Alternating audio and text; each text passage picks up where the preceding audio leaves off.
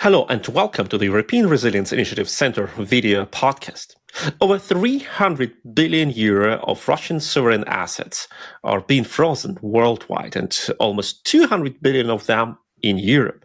But this money, despite the fact that Russia clearly owns Ukraine, a huge sum for reconstruction of Ukraine, compensation of damages which Russia's war of aggression and genocide have caused Ukraine, this money has still not been transferred to Ukraine in any form. Why is it so slow? Why does it take so much time to just give this money to Ukraine? And what kind of dangers are in front of this transfer of money which Ukraine should get as a compensation for Russia's aggression? We'll talk about this with Aaron Burnett, who is an expert on sanctions and in particular on confiscation or seizing of Russian sovereign assets. Aaron is a Canadian working in Berlin. He is a fellow at the European Resilience Initiative Center, and he's also a fellow at DSI, Democratic Strategy Initiative, also in Berlin. Welcome, Aaron. Thank you for having me, Sergey. Thank you. You have found time, and for our viewers, don't hesitate to like, to share, to subscribe to this channel. Send this link to all your friends who you think need to watch this interview and stand with Ukraine, of course. So, Aaron, tell me, 1 year ago, we remember that 25 heads of foreign committees in European parliaments have signed an open letter at the Financial Times and published it and urged to confiscate this money and provide this money to Ukraine. And still, until now, nothing has happened. What is wrong with all this procedure? Why didn't it happen? Well, I mean, really, I think, Sergey, the main reason is just a lack of political courage and a lack of political will, and not the necessary sense of urgency that really is needed when it comes to action on this file.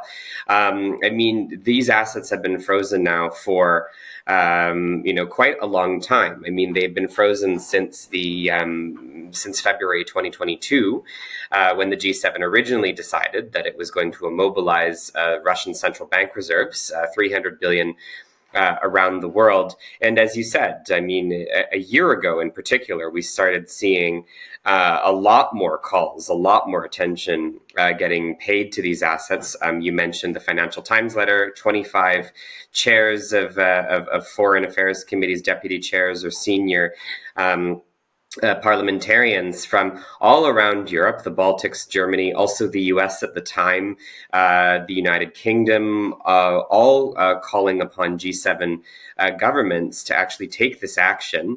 And what we were left with at the time was, at the G7 summit, about a week after that letter was released, was a deal between the G7 to use the interest on the assets to repay a loan that Ukraine would get against the assets, instead of just doing the really simple and most strategic thing possible, which would be to actually seize the full principal and transfer it to Ukraine, or transfer it to a compensation fund for Ukraine, where you have the whole plethora of asset management tools at your fingertips to really provide the kind of resources that Ukraine really could use. I mean, the loan that was agreed at the time with the G7 was around 50 billion. So the G7 basically had a magic trick to turn 300 billion into 50. And just for context, I mean, it's around 400 billion that all Western countries have provided to Ukraine since 2022. So, I mean, 300 billion is about 75% of all Western assistance to date since the full-scale invasion. It would be a hugely game-changing amount. And yet, even 1 year after that deal, after that call that you talked about, there's more politicians around Europe and the free world joining that call. And we still don't see G7 leadership really take that decisive step to actually take the full amount yet. And we are talking now about sovereign assets. That means not even money of Russian state-owned companies, or, of course, not money of some oligarchs or private persons. It is literally Russia's state money owned by Russian central banks. So there is no more Russian money in the world. That is exactly the money which belongs to Russian state, which runs since over 3 years a full-scale war of genocide. So there is no argumentation, oh, we cannot prove that this money is linked to this war. This is money of the war. So why is this political courage lacking to the European nations? I have heard ideas that the most of this money is located in Belgium, like on the accounts of Euroclear, and Belgium is afraid to make this step alone. Like, we are a small country, we are afraid of retaliation. Let's make a joint decision. Is it something plausible in this argumentation? I mean, I think part of the problem is that we have our political decision makers really, who haven't informed themselves properly about the file in many cases. So it is true that a great deal of this money, about 210 to 215 billion, is held within Euroclear by a single securities depository, which is indeed headquartered in Belgium. So that's the lion's share of that 300 billion number that we were talking about that's been frozen earlier. But it is a mistake to think that it is only held within Belgium, or it's only subject to Belgium's authority to act or to seize, or even the European Union's authority to act or seize. About 63% of this total of what's in Euroclear is held in euros. And that does make it a bit difficult to figure out precisely where within Europe it is, although the information that we have suggests that some of that money is in Belgium, some of that money is in the Netherlands, some of that money is in France, some of it may even be in Germany. At the moment, we have to speculate about where it is. We use data from the Russian central bank at the end of 2021 to approximate that. But when it comes to the non-euro amounts, so the amount of money that is held in Canadian dollars, in US dollars, in British pounds, and in Australian dollars, we actually can have some decent idea of where that money is and how much there is, because Euroclear actually lists it in their own financial reports. 9% of it is in Canadian dollars, 16% is in British pounds. That's about 27.5 billion British pounds, of 22 billion Canadian dollars. 8% is in US dollars, and we're actually talking about somewhere around 6 billion US or 8 to 9 billion in Australian dollars, denominated in Australian currency. And for Euroclear to be able to be holding on to that money, they have to hold it within a correspondent bank that is based in the country in question, that they have a relationship with, or they might even be holding it, within even some central banks like the Bank of Canada itself. So this money is in Canada, it is in the UK, it is in Australia, even though it is being managed by Euroclear. So, but a lot of politicians aren't necessarily understanding the difference even now between managing the money and where it actually is. And we have to make that very critical distinction, because as soon as you do, you start realizing, if you're talking about the Canadian amounts, about the British amounts, that these countries actually do have the power to pass laws to allow for seizure. And we need our leadership in those countries and also in Europe to know that, so that they can actually act. And the time to do that will in fact be very soon. And when we are talking about the fact that the time to do it will come very soon, there are certain limitations on the time of freezing the assets, as far as I understand. Yes, absolutely. The European Union sanctions, including the asset freeze on this 300 billion, it has to be renewed every 6 months. Which mean, and to do the renewal, you have to have unanimity. So you have to have countries like Hungary and Slovakia, who really flirt with pro-Russian narratives, and agree to actually extending the freeze. And when it comes to the time that the sanctions, including the freeze, is next up for renewal, which is at the end of July this year, 2025, there's no guarantee that Hungary and Slovakia will necessarily agree to extend those sanctions. And the reasons for that are, one big reason is in the White House. Hungary and Slovakia may very well feel emboldened by Trump's sort of recent dovish turn on Russia to break with Europe and, not agree to a renewal of the sanctions, including the asset freeze. If that happens, we actually are facing the very, very real possibility that if it happens, the money could actually go back to Russia. This isn't even a question anymore about whether the money stays frozen or whether it gets taken and transferred for Ukraine to actually use, which we've been arguing for several years, that, if it stays frozen, fine, it's not in Russian hands, but the Ukrainians can't use it to defend themselves or to rebuild their country. And they're owed this money anyway, so give it to them now. We are actually now facing with a completely different choice. Do we transfer it to Ukraine or do we give it back to Putin? That is literally the choice that we currently might be dealing with right now. If Europe actually lets this freeze lapse, it will be responsible for allowing $300 billion to go back to Russia. And the problem with that is that would happen at a time when a lot of the economic measures and the sanctions that have been put in place will actually really start to bite. As one example, one day after Putin invaded, or one day after Russia invaded Ukraine in the full-scale invasion, Putin instructed all private banks in Russia that it had to lend to Russian defense companies, and they weren't allowed to say no. But in exchange, the loans that Russian banks gave to these defense companies that are waging war for Russia would be backed by some sort of implicit state guarantee. And Putin did that in order to keep debt off the public books, to make the Russian balance sheet look healthier than it actually is.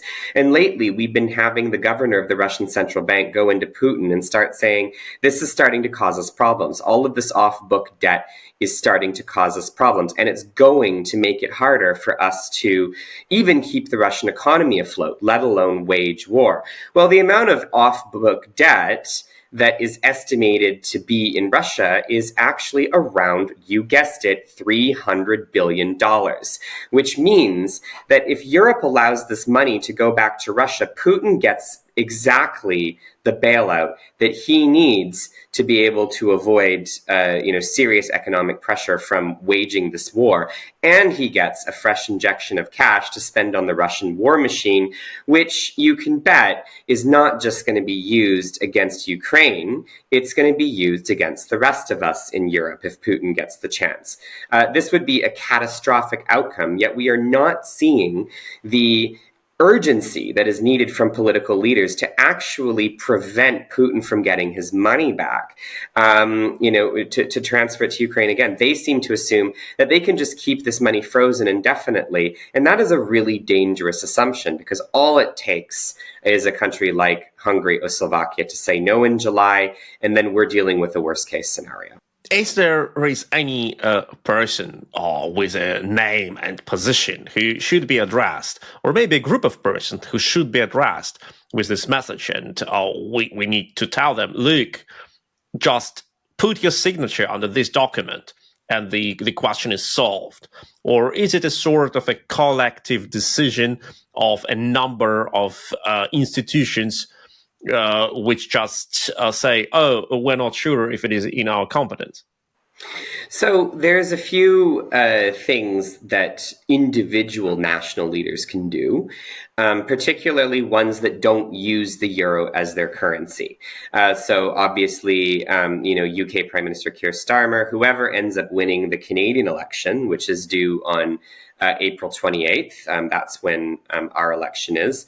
Even Donald Trump, if he were actually interested in actually acting on this file, which of course is a big if, but also Australian leadership, what they can all do is they can all instruct their finance ministries to begin segregating the money that is being held in Euroclear correspondent bank accounts in their countries into separate, discrete accounts. Because right now, this money is sitting commingled with non-sanctioned assets.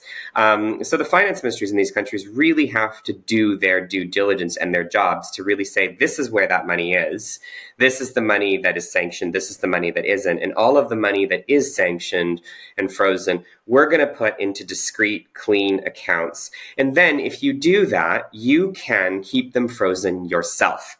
So you don't need to depend on European sanctions to, at the very least, keep the money that is held in your country frozen. So, I mean, there is still the danger that there wouldn't be an agreement in July among the EU, but if Australia, Canada, the UK, and who knows if the US, if it decides that this is something that might actually be a priority. If it does these things, it's only the European money that would be returned to Putin. It wouldn't be the rest of it. So there would be the ability to act independently. Right now, they don't have that ability because the finance ministries in those countries have not been identifying this money properly. And this can be done without even an act of parliament in any of these countries. The leadership in those countries, finance ministers can instruct their ministries to do this now. And that really is just a way for non-EU countries to prepare for the worst case scenario and really be able to assert their own control over the share of these assets. So that's the one thing. But again, that really is an insurance policy. What we really need to see, the best case scenario, is for the G7 and the EU to come together and say, we are going to seize these assets. We are going to transfer them to a fund for Ukraine so that Ukraine can actually benefit from this money, whether it's to buy weapons or whether it is to reconstruct. We've seen some interesting direction this way.